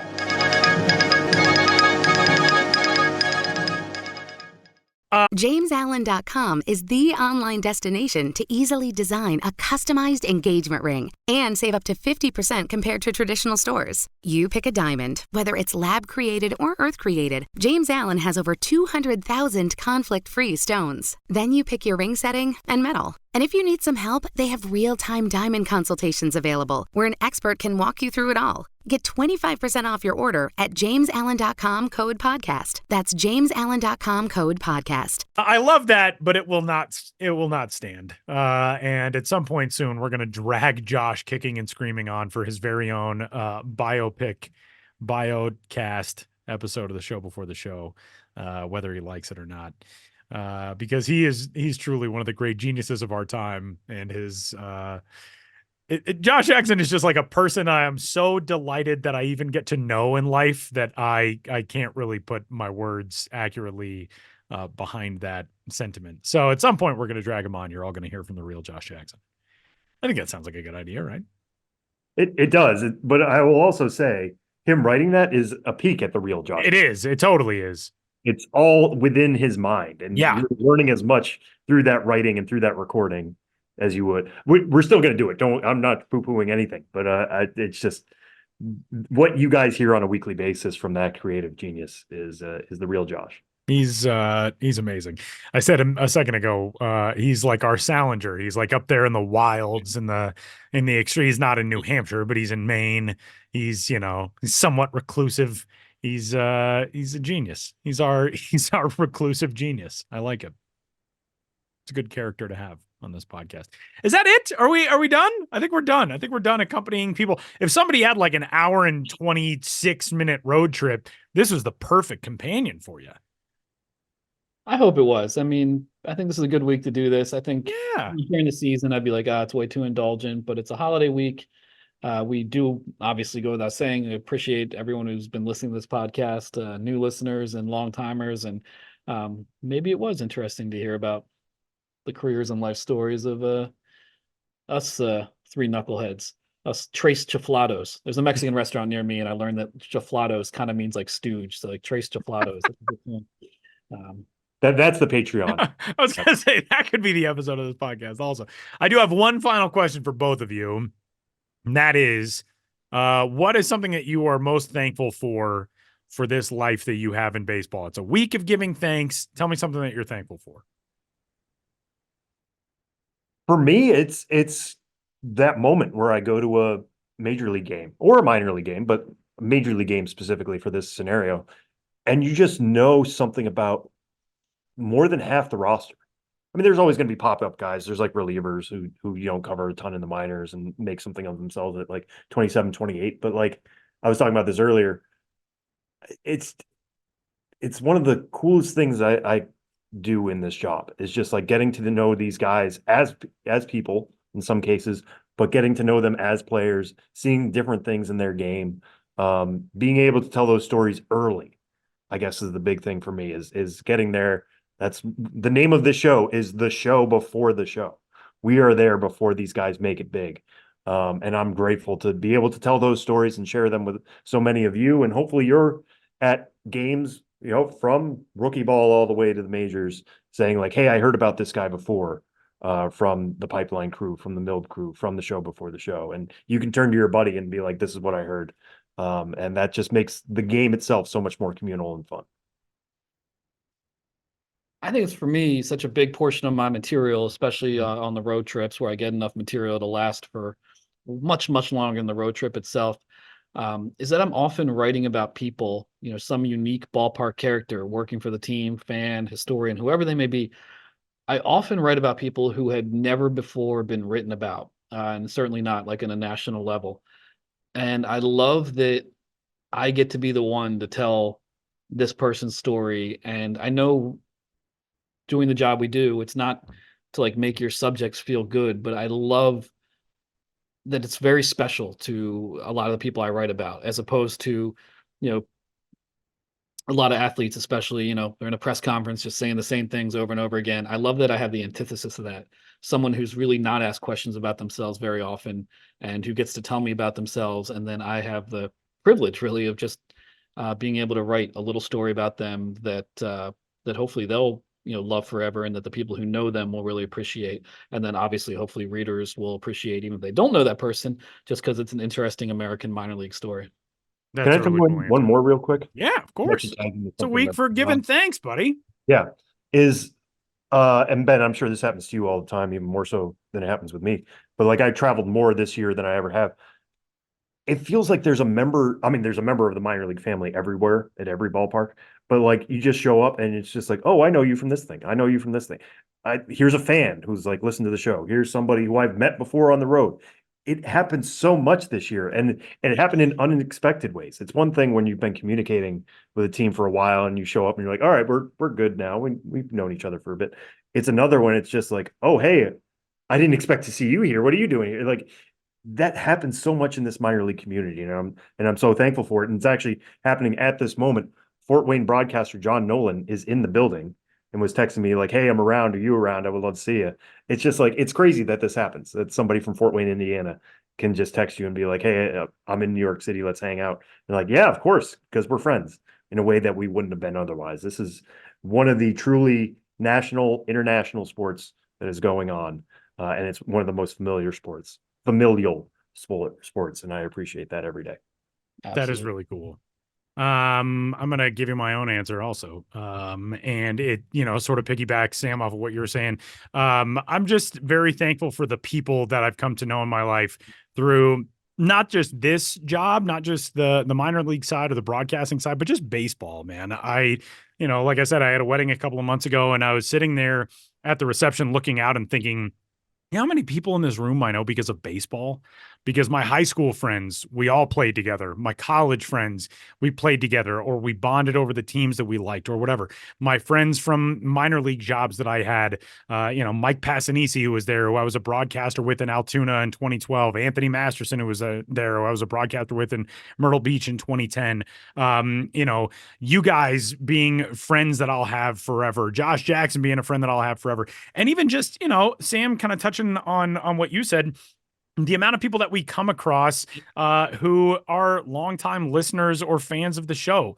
Jeremy Turgeson is a guy who I know you guys are familiar with, who I met at the World Baseball Classic final in Miami because he's listened to the podcast for a long time, watched the World Baseball Classic games that I did. I got a message on Instagram the other day from Matt Polanski, who said, hey, any chance you guys can talk about the draft league a little bit? I know it's not an affiliated minor league system in that teams have clubs and there's parent relationships, blah, blah, blah, but it is part of the family of minor leagues. People who care enough to reach out and take part in our work. That is a tremendously lucky thing for us to have. And we're extraordinarily grateful to everybody. When we started this podcast in 2015, we didn't really know what it was going to become. And the fact that we are going into what'll be 9 years of doing it is pretty incredible. And so I'm really grateful for that. The more you get to different stages in life, you realize that the relationships that you have with people are so often the most important thing in the world. And I've been able to make a lot of really incredible relationships with a lot of really incredible people because of this game. And I'll forever be super grateful for that. So yeah, we're thankful. I think we're three pretty thankful dudes. We're pretty lucky guys, I think. Yeah, we're the gratitude guys. The gratitude guys this week. That's our episode name, or a band name if we wanted to start a band. But I'm trusting Ben with all the actual musical elements of it. Yeah, it's gonna be heavy.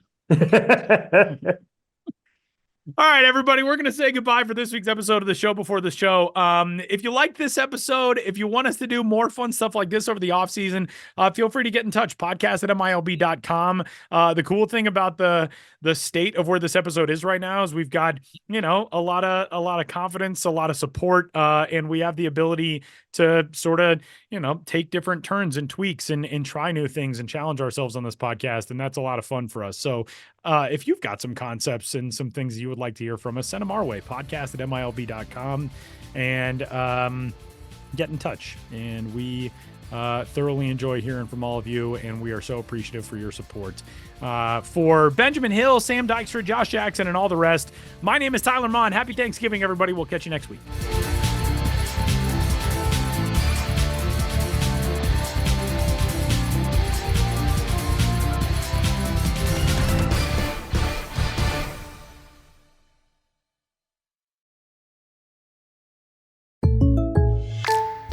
Welcome to What If, the show where I, Jake from State Farm, answer your insurance what ifs.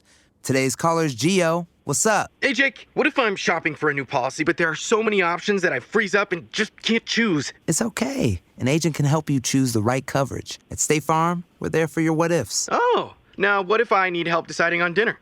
Tacos. Good idea. Like a good neighbor, State Farm is there. Call or go to statefarm.com for a quote today. .com for a quote today. .com for a quote today. .com for a quote today. .com for a quote today. .com for a quote today. .com for a quote today. .com for a